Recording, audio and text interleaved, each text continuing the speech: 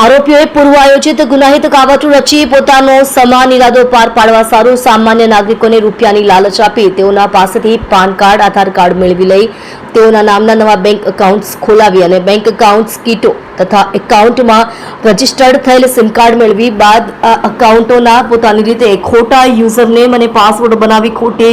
કિંમતી જામીનગીરી ઊભી કરી ખોટા electronic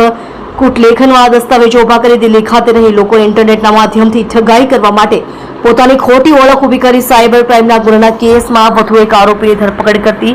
Udhna surveillance team Surat શહેર પોલીસ કમિશનર અનુપમસિંહ ગહેલોત સાહેબ તથા ખાસ police commissioner Wabang Jamir sector 1 સાહેબ તથા નાયબ પોલીસ કમિશનર ભગીરથ ગઢવી ઝોન 2 સાહેબ તથા નાયબ police commissioner Shri Chirag Patel C division સાહેબ નાઓએ છેતરપિંડી તથા આઈટી એક્ટના ગુનામાં નાસ્તા ફરતા આરોપીઓને પકડી પાડવા જરૂરી સૂચનાઓ આપેલ જે અનુસંધાને ઉધના પોલીસ સ્ટેશનના police inspector Shri S N. Desai તથા પોલીસ ઇન્સ્પેક્ટર વી.બી. ગોહિલ નાઓના માર્ગદર્શન હેઠળ તથા surveillance police sub inspector M K. Ishrani નાઓના નેતૃત્વમાં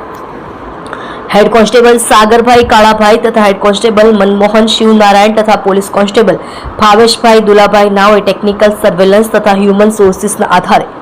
ઉધના પોલીસ સ્ટેશનમાં દાખલ થયેલ છેતરપિંડી તથા આઈટી એક્ટના ગુનામાં નાસ્તા ફરતા આરોપી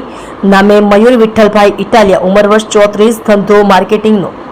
રહેવાસી ઘર number A21 શૈફી society લંબે Hanuman road Varachha Surat મૂળ વતન ગામ માંગુકા તાલુકો ગારિયાધાર જિલ્લો ભાવનગર કાયદેસરની કાર્યવાહી કરી ઉપરોક્ત અધિકારી અને સર્વેલન્સના કર્મચારીઓએ ખૂબ જ સારી અને પ્રશંસનીય કામગીરી કરી છે।